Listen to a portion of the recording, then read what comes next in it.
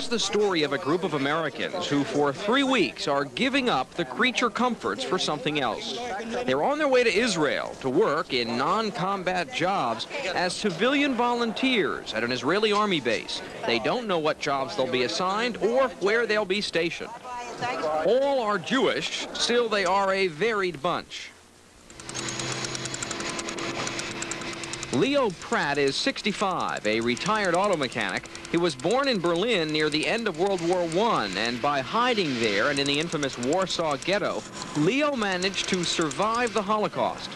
Leo lives a comfortable life with his wife Hilda in Tamarack. She too survived the Nazis. Growing up and going through this hell,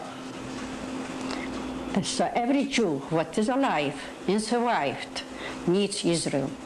I'm going to miss him. But I appreciate and I'm proud he still can do something good for Israel. Leo says he's never been religious. In fact, when young, he thought of himself as German, not Jewish. First, I was a German. I mean, my feeling was a German. I went to German school. I didn't know between Jew or non-Jew. Only when Hitler came, then we became Jews. I didn't believe it. It could happen. It happens. And that's why I see it now. The Jewish people have to have a homeland. Seymour and Shirley Sachs are going over too. They are retired business people who've been to Israel twice before, once as volunteers. Like Leo, they live in Tamarack and enjoy a comfortable life. Seymour wants to help Israel not because he's a Jew especially, but because Israel is a friend of America and a foe of the Soviet Union. I feel that anything that is done to aid America and its ideals, and therefore subverting the Soviets, is something that is our fight. Did you have your lunch? Muriel Globerman is a private duty nurse in a Broward nursing home. She has visited Israel 3 times before, but never as part of the volunteer program. Because I still work 6-7 days a week, and I'm taking a leave of absence so I can help out, and I think it's a very, very good experience for me. I would like to work in a hospital, but I will help with anything that I'm needed. They're a small nation carrying a tremendous burden. Jerry Merlin is 67. He's a retired electronics engineer and businessman, and his firm has sold electronic weapons to the Israelis. He lives in this Coconut Creek condominium with his wife, Elsie. She says Jerry's interest was piqued when a friend said he was going over. It didn't take him too long to make a decision. Anybody that can relieve them, even partially, this burden, should do so. Ben, anything else you want to put in the letter? Sylvia Dinkus is going too. She's married to Ben Dinkus, a retired CPA, and now the South Florida coordinator of Volunteers for Israel.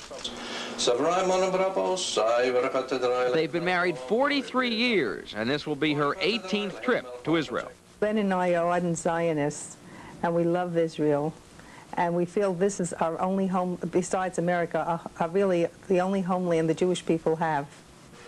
It's the only bastion of democracy we have in the Middle East. We meet Leo, Muriel, and Jerry on the first leg of the journey from West Palm Beach to New York. Also going along, Ken Fishman, a national coordinator of the volunteer group and our unofficial escort for the trip. You're not going to be going to luxury hotels. The accommodations are often going to be uncomfortable. The showers are liable to be very cold. And you're going to have to be willing to rough it a little bit. In New York, the volunteers go to the El Al terminal at Kennedy Airport. They fly El Al because it is the state-owned airline of Israel. It offers a lower fare. Security at El Al is tight. The stop in New York is not just to change planes. This is also a chance for South Florida volunteers to meet other volunteers from all across the nation. My name is Brian Tucker from Syosset, Long Island. Where are you from, Patricia? From Arizona. I'm from Skokie, Illinois. It's a long trip, 8 hours to a stop in Amsterdam and then 4.5 more to Tel Aviv. 20 minutes outside of Lud Airport in Tel Aviv. The volunteers may be tired, but their spirits are unfailing. I can't wait to see Israel. How you're feeling? Tired but excited. I'm ready to go to work already. Tomorrow, the volunteers' arrival and a close-up look at life on the base. Later in the week, the sights and sounds of this land. A country where the cliche is true. Despite a culture clash, East and West really do meet here. Later, the political and propaganda value of the program and an inside look at the difficulties journalists might find here. So the beginning of a 3-week adventure that many of the volunteers will never forget, and we'll be here to show it to you all week. A look at how the volunteers help the Army and how the experience changes them. With an Eyewitness Extra in southern Israel, I'm Garrett Glazer, Channel 10 Eyewitness News. A special Part 2 of our Eyewitness Extra, an exclusive called A People's Brigade. Here's Eyewitness News reporter Garrett Glazer. Security is everywhere in Tel Aviv. Planes don't pull up to the terminal here. To prevent terrorist attacks, passengers deplane and then take buses to the terminal. It's been 24 hours since the volunteers with whom we traveled left West Palm Beach.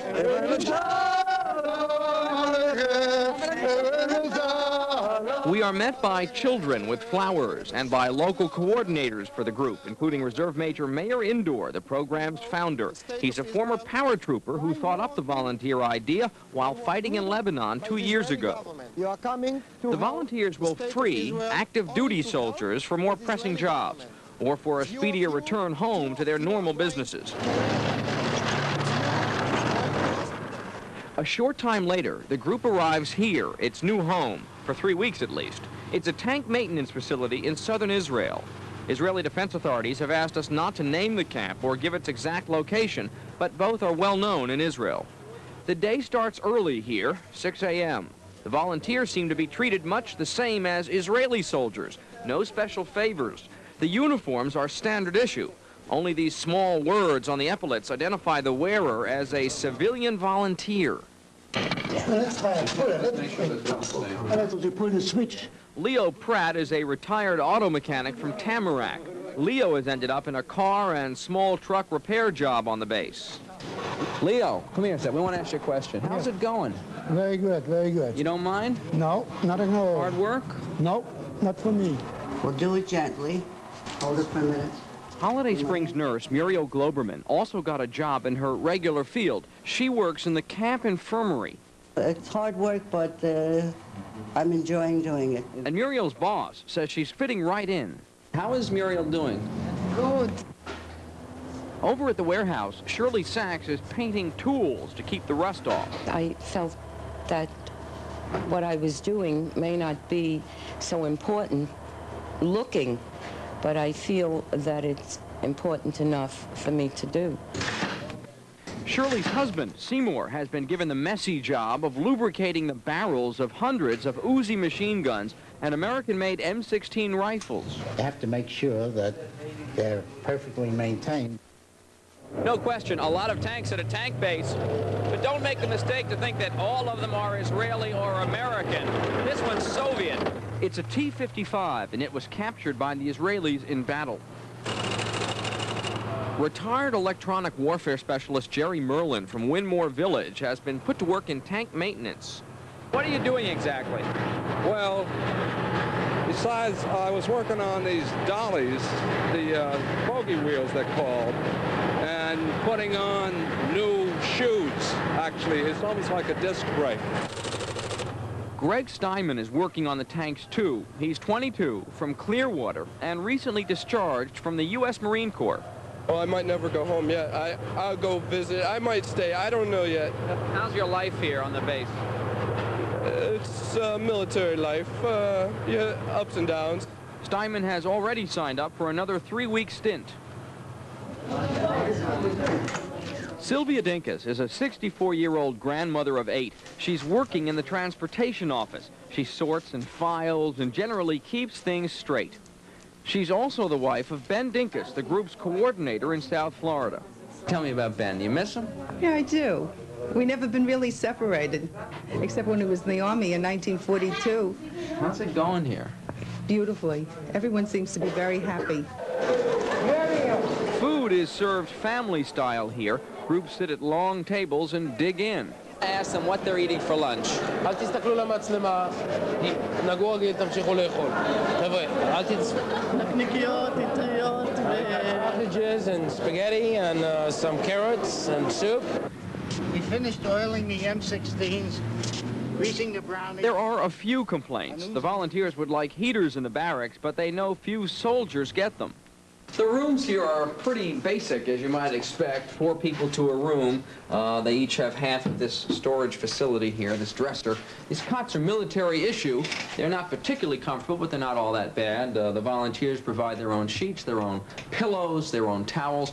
It is not a particularly comfortable way to live. Yeah. The showers, toilets, sinks, and public areas are as you would expect in an Army barracks. Sometimes the areas overlap. When we shower, we have to put up a sign, either that it's the ladies are in or the men are in. And sometimes they forget to change the sign. I was going on a trip, and I walked in, and there was this young fella. He didn't know I was there, and he came out, and he had his towel around. I said, "That's okay, I've seen this before." We know what the volunteers think of Israel, but what do the Israelis think of them? He's amazed from the willingness of those volunteers to come and work. He says, sometimes I get the feeling they're more Zionist than we are. The reason of coming to Israel, doing it in the first place, making this step towards us, not just as much for us, but maybe as much for them and for the Jewish community in the United States. That's the importance. The bottom line is that every Jew all over the world have to give at least 1 month to the country, to this country. Since Mayor Indoor founded the program in June of 1982, more than 1,700 Americans have volunteered. 98% are Jewish, the majority under 25. Are the volunteers ever in any real danger? No danger in terms of war or any military activity. There's always the chance that they may hit their thumb with a hammer or something like that. With all the work the volunteers put in the camp, it's easy to forget there's a whole other world out there. It is Israel today, but in many ways, it is from another time. A tour with the volunteers tomorrow. With an Eyewitness Extra in Israel, Garrett Glazer, Channel 10, Eyewitness News. Tonight, at what they do when they're off duty in Israel. Here's part 3 of an exclusive report, A People's Brigade. From Eyewitness News reporter Garrett Glazer. How do you say it in English? Hitchhiking. It's not all work for the South Floridians who have volunteered for 3 weeks in the Israeli Army. This night, through with the day's work on the base, they're on their way into town, if they can master the art of hitching Israeli style. You see, that's the way. Now, you're standing on a line of the... That's Mayor Indoor, one of the founders of the volunteer program. He coordinates many off-base activities for the group. Most Israelis don't own cars. They rely on a good bus system and on their fellow citizens for rides. Most oblige.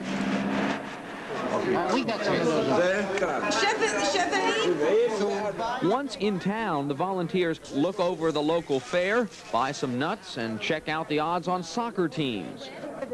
Even though most of the volunteers have been to Israel before, they're still anxious to get out and experience the country. And what a country it is. Israel is as modern as automatic cash machines and as timeless as, well, this.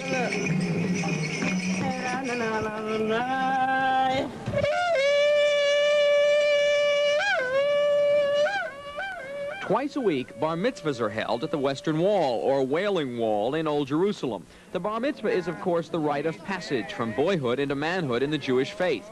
The wall is Judaism's holiest shrine. Adonai, Adonai, Elohecha, bechol levavcha.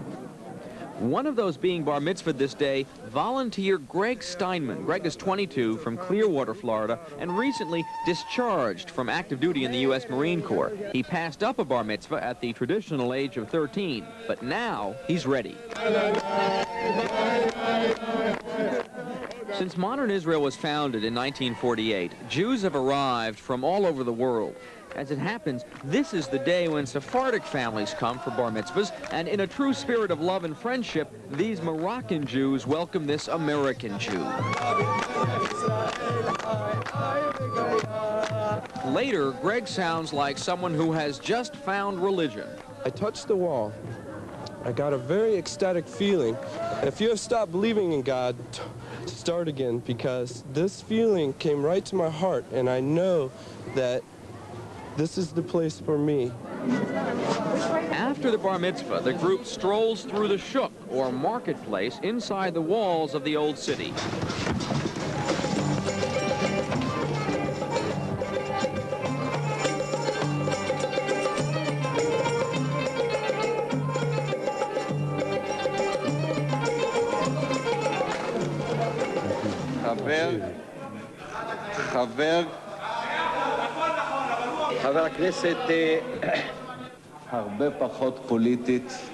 Just as haggling is a way of life in the marketplace, so it is in Israeli politics.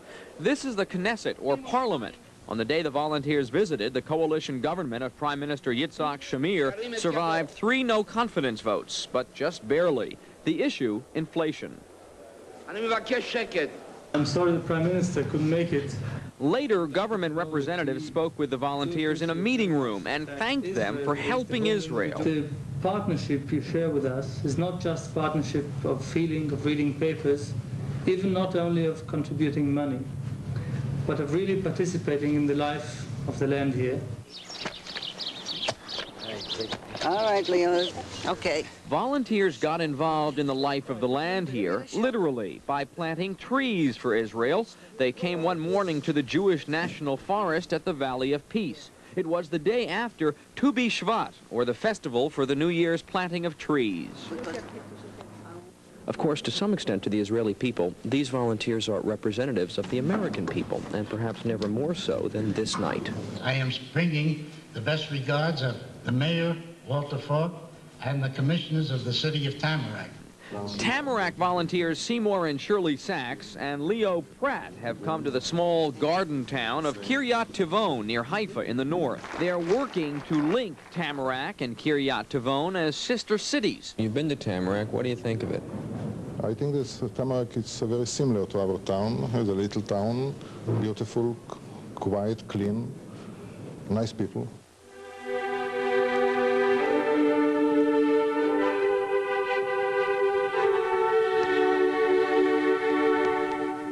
Not all of the volunteers' off-the-base activities were upbeat. The group spent part of a day at Yad Vashem, Israel's Museum of the Holocaust.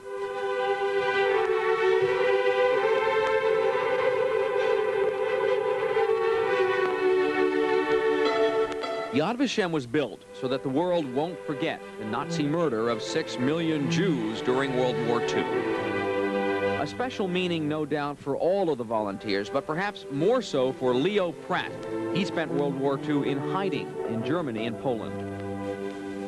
Leo's parents had already left Germany. They were Israeli pioneers, early Zionists, among the thousands who moved from Europe and elsewhere to what was then Palestine. When my parents left to Israel, I didn't go with them. I ran away. I believed in Germany. My parents finally left without me. Both of Leo's parents are dead now. They're buried in this cemetery in Holon, a Tel Aviv suburb. It is here Leo has come with relatives who live in Tel Aviv to pay respects at his parents' grave sites.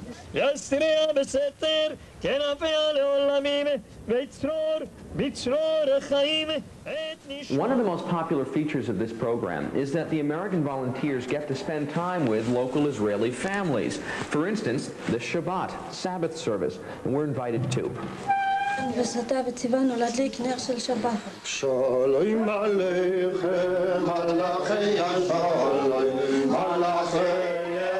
Shabbat for us is a day that all the family are coming together after working the whole week.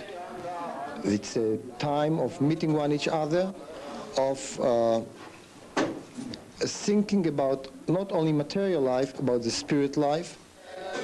After spending the night in the homes of other local people, the Florida group is back in the Jerusalem apartment of program founder Mayor Indoor. They're here for Malveh Malkah, the traditional party at the end of the Sabbath. Tomorrow, a closer look at the program itself. Who pays for it? And is it right for American civilians to directly aid the army of another country? With an Eyewitness Extra in Israel, Garrett Glazer, Channel 10, Eyewitness News. Tonight, an American civilian in charge of working with the Israeli army. There are those who ask if it is morally or even legally right for American citizens to help the Israeli army. Eyewitness News reporter Garrett Glazer explores those sensitive questions tonight in part 4 of his exclusive Eyewitness Extra, A People's Brigade. American civilians in Israeli military fatigues. Volunteers from Broward County maintaining Army tanks, fixing cars, lubricating weapons and tools, helping in the infirmary, doing paperwork, all on a military base in Israel for Israel. Is it appropriate for American citizens to become so directly involved in another country's military affairs? I don't think it has any bad aspect in it, in the American-Israeli relationship, not at all. Dan Meridor is the Secretary General of the Israeli government and its chief public spokesman. It is helping with things that civilians can do. It's not a military duty that they fulfill here. It's not warlike activity. If it's maintenance, it may be maintenance, not more than this. Of course, we could do without it. It would be a little harder. We don't recruit people from abroad to work for our army. We fight alone and we do our duties alone. But what does the American government think about this program? Well, we asked our Washington bureau to put the question to U.S. officials. The response at the State Department and the Pentagon, we never heard of Volunteers for Israel. The volunteer group, though, has received legal advice from this Washington attorney. His firm donated its time to help with legal matters, specifically researching whether the program goes against federal law forbidding American civilians to enlist in foreign armies and to swear allegiance to another land. People who enter into the program sign a statement in advance saying that by making this tour of Israel and performing these services, civilian services for the Israeli army, they do not intend to relinquish or in any way jeopardize their American citizenship. Well, they are accomplices. Why? Because they are letting the military free to do their job. Siham Alfred is vice president of the Arab American Cultural Center in Miami. She says American Jews certainly have the right to go over, but that the concept sets a bad precedent. Would it be all right for, say, the American Communist Party to go and serve in the Soviet military in, say, Pakistan? I don't think it's not. In 1982, Israel invaded Lebanon. It has besieged an Arab capital for 67 days. It has bombed with phosphorus bombs, with cluster bombs, with all kinds of bombs. 20,000 people have died in that war. 18,000 of them were civilians. As an American from an Arab origin, what enrages me most is not the few volunteers that go and help out and do odds and ends work in Israel. What enrages me is the amount of aid that Israel gets from the United States government. The Israeli government doesn't directly support the program. The Israeli army pays for the volunteers' food, lodging, and local transportation. A private fundraising committee in Israel helps by subsidizing airfares. There are, as well, separate fundraising efforts in the U.S. Still, organizers say there are no big bucks behind the program. They say office space is donated, and that all workers and leaders, people like Ken Fishman, volunteer their time. It's very difficult at this time because Israel has so many other pressing needs. So our project, the volunteer project, is very low priority on the list. My name is Ben Dinkus. A tight budget means supporters of the group must get the word out themselves. There's no advertising budget. South Florida coordinator Ben Dinkus spends virtually all of his time promoting the group at small community meetings like this one. Often volunteers return home and tell their stories to local newspaper reporters. And they receive publicity, too, from television reports like this one. Someone is coming. Despite the money troubles, the program is growing. Last year, over 750 volunteers took part. This year, more are expected. And organizers say as the program and its effectiveness grow, so too will the Israeli government's recognition. Tomorrow, how we coped with the threat of Israeli censorship and with Israel's well-publicized inflation. 1,300 shekels. Yeah, more. If you want 17, I'll give it for you. 17? Look at this. And we'll go for a drive in Israeli traffic. I-95 is nothing compared to this. With an Eyewitness Extra in Israel, Garrett Glazer, Channel 10, Eyewitness News. Day-to-day customs that make Israel such a unique place. Israel is a crossroads, a land of many cultures, many peoples. Yes, it can be an explosive place, but we found most here getting along with each other. You've been to America? Yeah, I've been in Chicago. While taking pictures in an Arab section of Jerusalem, we meet Mohammed Abdul Ruwaidi, an antiquities dealer once in business with a Jewish partner. Mohammed proudly tells us he's been written up in National Geographic magazine, and he promptly produces the issue to prove it. Mohammed says sure, he'd rather be governed by his own people, but life under the Jews isn't all bad, he says. What do you think of American people? It's nice people. Not all, every place you have good and bad. Still, there is an unmistakable tension beneath the surface here. Many of the Arabs we spoke with feel victimized. Terrorism has taken its toll. December 6th, the PLO claims credit for the bombing of a crowded city bus in Jerusalem. The blast kills 5 people and wounds 46 others. Limbs were ripped off some passengers. January 27th, only several days after these pictures were taken, police blame Jewish extremists for a foiled attack on a Muslim shrine, one of the holiest in the world, the Al-Aqsa Mosque in Jerusalem. Christian sites are targets too. 3 days later, a pedestrian finds 3 hand grenades near the Via Dolorosa, said to be the path Jesus took as he carried his cross to the crucifixion. Police blame the same group involved in the attack on the Islamic shrine. Tensions may be exacerbated by Israel's much publicized problems with inflation and labor. There were 2 major strikes during our stay. Inflation reached almost 200% last year. Still, Americans aren't likely to complain. We asked some tourists from Florida at a hotel. What do you think of the prices in Israel? I think they're better than in the States. I really don't think they're too high. I think they're very reasonable. And many are, by American standards. The problem is, Israelis on average earn only about 3/5 of the average American salary. Even with prices on many staples subsidized by the government, many here say it's tough going. Bargaining is a way of life. 1,300 shekels. No more. If you want 17, I'll give it for you. 17? Look at this. This is old. This is the price. Take a look inside. What's the very lowest you'll go? 16. 16. Huh?